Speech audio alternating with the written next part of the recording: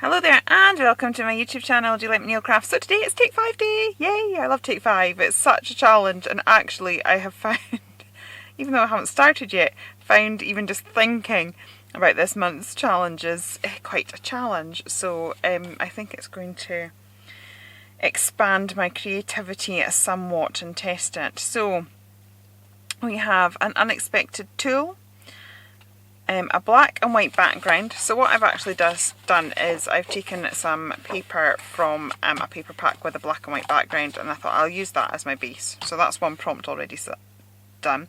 Something inspired by your favourite artist, textured element or texture paste, and a hidden messages. So yeah, this is quite interesting. So we will see how we get on with that. So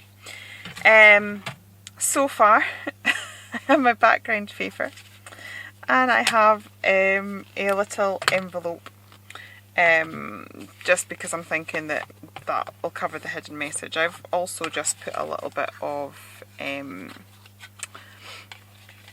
matching paper just in there so that I can put my hidden message in there. So that's those sort of elements done. Now I'm just going to put a bit of gesso down. I would like to give you a nice technical reason for that, but in all honesty, just putting a bit of gesso down is just allowing myself a bit of brain space to think and work out what on earth I am going to do. So I kind of have been contemplating it, so you know, I think I've got a starting point, and we'll see what goes from there. So yeah, I'm just sort of knocking this back a little bit, even though most of this will probably end up being covered, but we will just see how we go with that. Right, so yeah, I'm not sure how well this paper is going to take all the mediums, purely because it's a designer paper,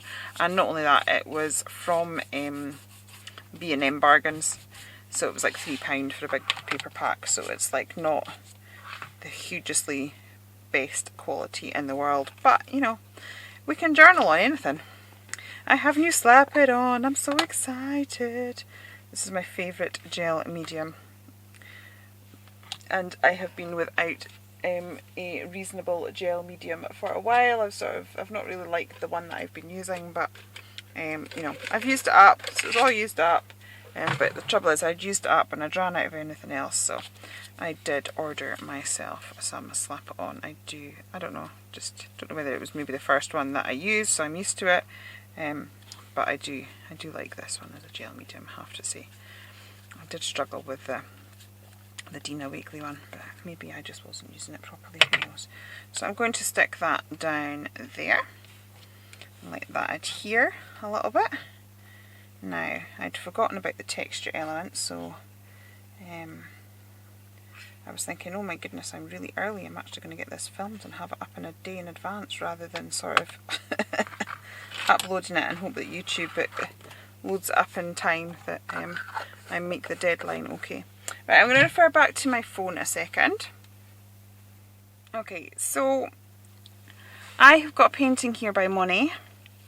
I'm not sure that I would class him as my favourite artist, but a lot of the principles that Impressionism went through, I learnt a lot about it at school, and they do influence the way that I work. So here we've got like a suggestion of a lily field, and I suppose that's what Impressionism is. It's an impression of it as opposed to it looking incredibly accurate. The other thing that I go on about a lot in design is the Z formation and how the Impressionists used that a lot. Now, it was mostly Degas that did that, but you can still see that we've got it here. So we've got this bit going across the top, and then it kind of follows in a line down here. We've got this little line here, and then it goes across the bottom. So you can actually split that up into a Z shape, and that's a design element I use a lot. So that is a Monet painting. My daughter loves the program called the Art Ninja. I have to say, it's fantastic. if you've got kids, brilliant programme. I love it. And it's good in that he's incredibly creative, but he does also teach that art history element to it. And I suppose, like, I did art history when I was at school and stuff like that, and it's good. Sometimes that part's boring because you just want to make pretty pictures, but it is good learning about the different things like that.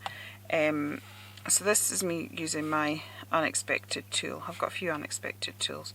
So I'm going to use a bottle top. Now this that gesso there is practically done. So yeah, I'm kind of going to do a version of that lily field. Now this is also slightly inspired by the Art Ninja. So I think his name is Ricky Martin.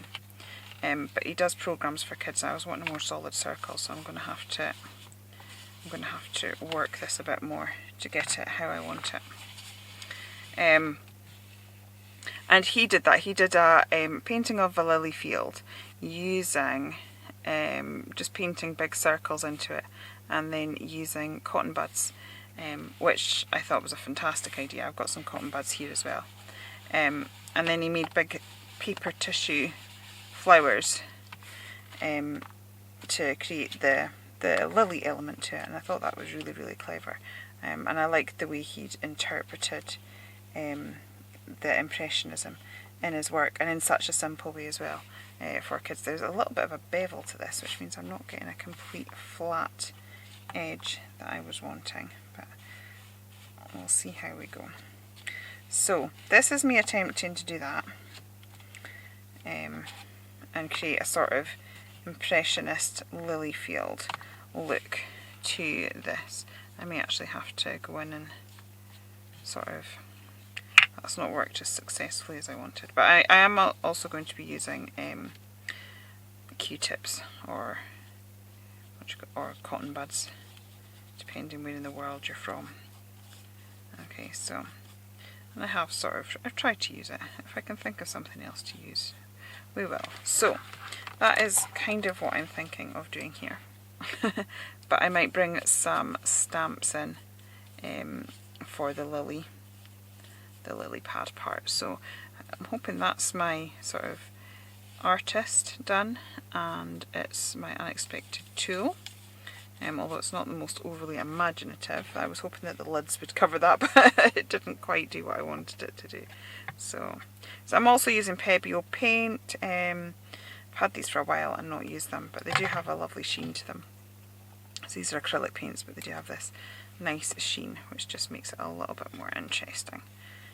So I've taken the green one, which is 395 iridescent green yellow, and then we've got 65, which is ivory, and I've just been taking a bit of both of those. Actually, I think I didn't have ivory last time I had this one, which is Naples yellow hue.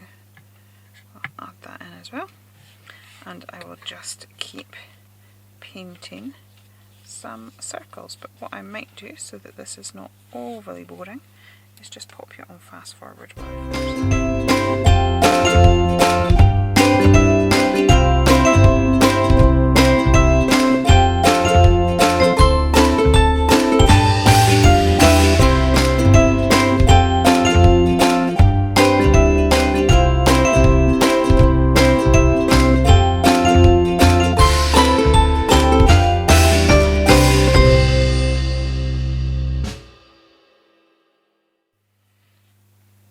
Okay, so I now have some more paints. So I've now got turquoise blue, and what I'm going to do is, if you have a look in that painting, the lily pads were surrounded by a dark blue colour.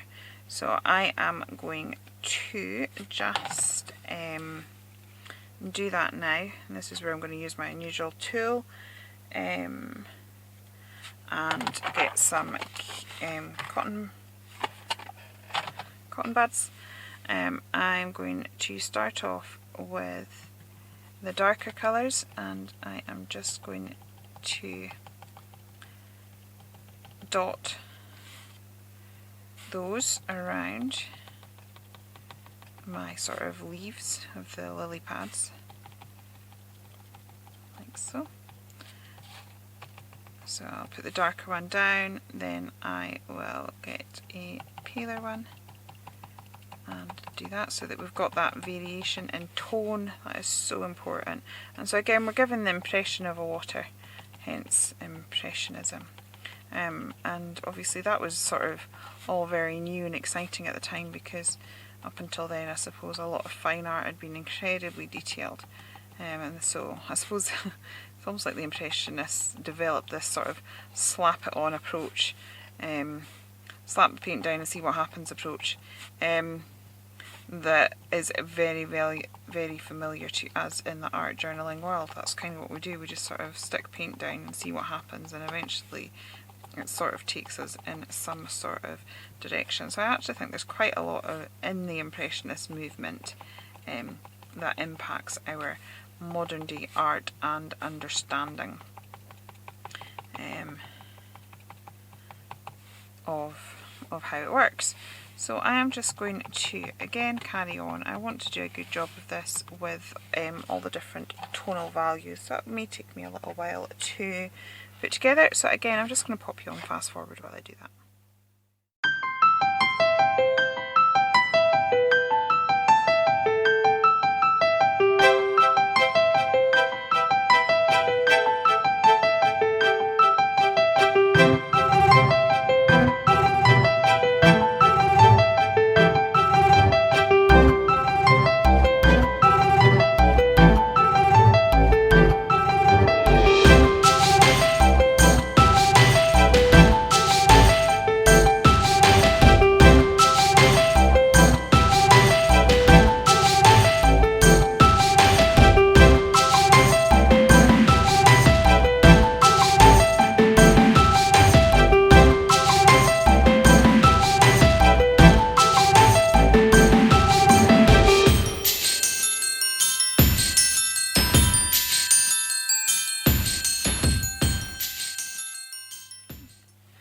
So while I'm letting my page dry, I have pulled out a flower stamp, which is, I can't see what I've just done with packaging, but it's a Hero Arts one. And I'm going to stamp this up on pink vellum. And I'm just going to stamp this up using my Versamark. I may do it quite a few times actually. And because the other thing is, this is quite an easy design to cut into and to build up the designs. So I'm thinking that if I do it 6 times, that's 3 flowers. That, no, 9 times, yeah. 9 times, and then that's 3 flowers that I can build 3 layers to. Sorry, this isn't overly interesting to watch on screen, is it? I hadn't contemplated that. Right, so what I'll do is I will just start embossing part of that, and you'll have seen what I'm doing. I apologise for my squeaky chair. I am very aware of how squeaky it is. So I've got the Nouveau white embossing powder, and I am just going to shake that onto the vellum now. Oops. And this is sort of for the pink lilies, and a take on said Ricky Martin, the Art Ninja, his version of doing it with the kids with tissue paper. So I'm just doing it with vellum. So I'll let one flower emboss because it's not overly interesting to watch, but I'll just let you see that that's gradually turning now. Okay. So that's that one embossed, and you can see the difference there. So what I'm going to do is just emboss the rest of those, and I'm going to cut into the flower, into the different elements, and I'll be back when I've got all the pieces.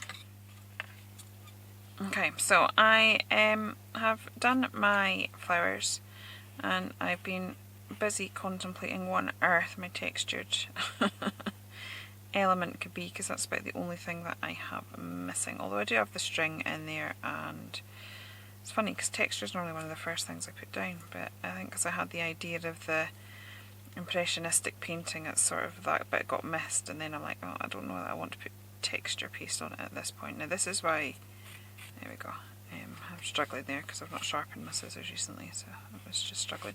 So I'm just sort of very roughly cutting a circle with this organza, and then I want to really pull the edges and make it really rough and almost sort of strain it and rip it so that it looks really damaged and old and wrecked.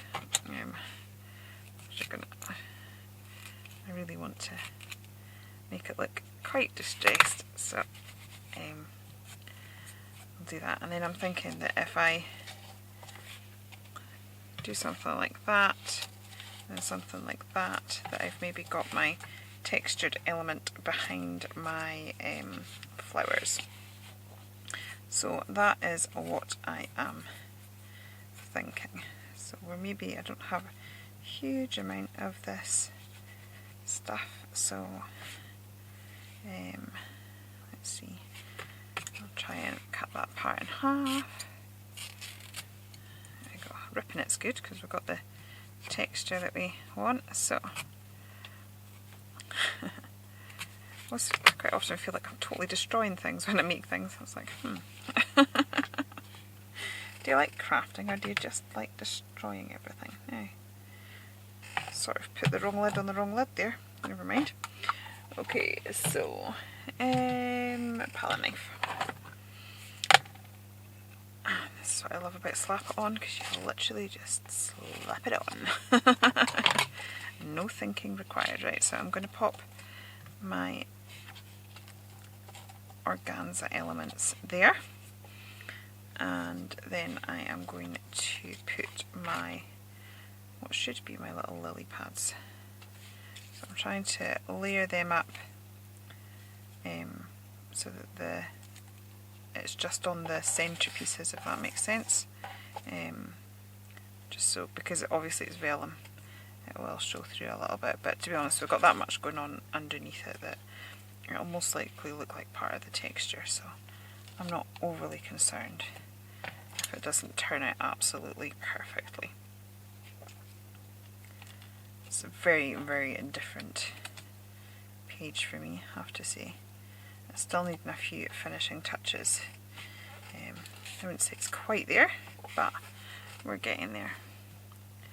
So I'm needing to thoroughly, oh, I've got a piece that's, yeah, I need to sort of destroy this piece a bit now, so that we've got the same texture going on at that side too. Ah, this is great. See, like the more we rip it, the more threads and bits and pieces that we've got coming off it, and that's really going to help with the texture. Okay, so I'll pop that in there like so, and add my flower, and then pause the camera so that I can work out my last couple of finishing touches. I'm probably going to need to get some distress ink to the edges of this and create a bit of a vignette, get my black pen out, decide how I feel about the project then, and probably maybe just needing some sort of word or something or other, but yeah. Okay, so I've got my Faded Jeans Distress ink, and I'm going to bring that in. If this doesn't darken it enough, I may have to come back in again with some black soot, but because we've got the blue of the paint, I want to try this first. But looking at it, I think we're going to just need to finish it off with black soot. We'll see how dark I can get that to go. It's working not too bad in that corner there, but obviously as it's going over the various mediums where we've got the acrylic paint and stuff like that, it's maybe struggling a little bit, but we'll see. Definitely has made a difference already. It's just beginning to frame it, bring the eye in. I tell you, this journal page here is not something I would ever have come up with in a gazillion years if it hadn't been for the prompts. So thank you so much for setting them. Okay, yep, liking that, and then I might just very gently edge the envelope. She says sticking fingerprints right in the middle, so it's not going to be quite as gentle a colouring as I was first thinking, because we've now got to disguise the fingerprints. What is it? They're not mistakes, they're opportunities to be creative. Okay, so yeah, I think that already looks a gazillion times better just by having that bit of a frame. Now I'm going to try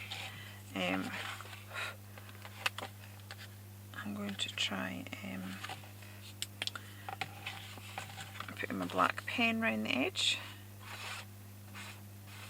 like so, and hopefully that will frame this. It's going to be interesting working on the back of this page. It's very psychedelic paper, and I have a huge amount of texture, you know, with the flowers and the envelope and stuff like that, so it's going to be interesting working on the other side. Maybe that's a challenge I should set myself for a future video. Okay, I have got this word here, forever. I'm not sure if it stands out enough.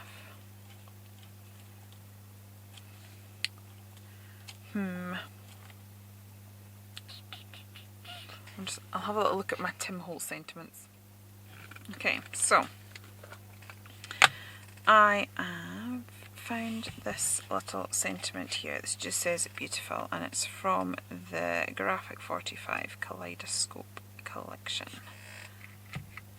So it's a chipboard. I was wanting something a bit more striking, and I just think that finishes it off really well. But now we've introduced a new colour which isn't in the rest of the page, but I've pulled out this Prismacolor pencil, and I'm hoping that if I just sort of scribble some lines, the pencil is picking that up absolutely fine. And just maybe make that slight wobble, do some scribbly bits, the same as I would with that pen, but I just thought the metallic pencil might actually match the colours of that, of the edging of that chipboard better. So yeah, I don't often doodle with pencil on a project, so that's a bit new. I think a lot of the things on this project are a bit new, to be honest. So as I said, it's not a page I would have sort of naturally made on my own, I don't think, without the prompts. And I think that's why these challenges are so good, is that it's exactly what it is. It's a challenge. It gets you out your comfort zone. It gets you doing something different that you don't normally do. And we can quite often surprise ourselves when we actually allow ourselves to do that. So you can join in with us. So if you do, please use the hashtag #Take5Art, and it means we can come and find you and comment, and the lovely Kyra will put you on the playlist so that other people can discover what you've done too. So I'm also just now drawing in some little circles around the place. As I said, the main thing is just to sort of tie that, because I brought that colour in here. I want to tie it in the rest of everywhere else, but I am going to call that done. So this is my page for the Take 5 art. I hope you have enjoyed it. Please do check out what the rest of the lovely girls have made. You will find the details in the description box below. I hope you will join us as well. If you have enjoyed it here, please do consider liking and subscribing, and I will be back again very soon. Okay, take care then, and goodbye.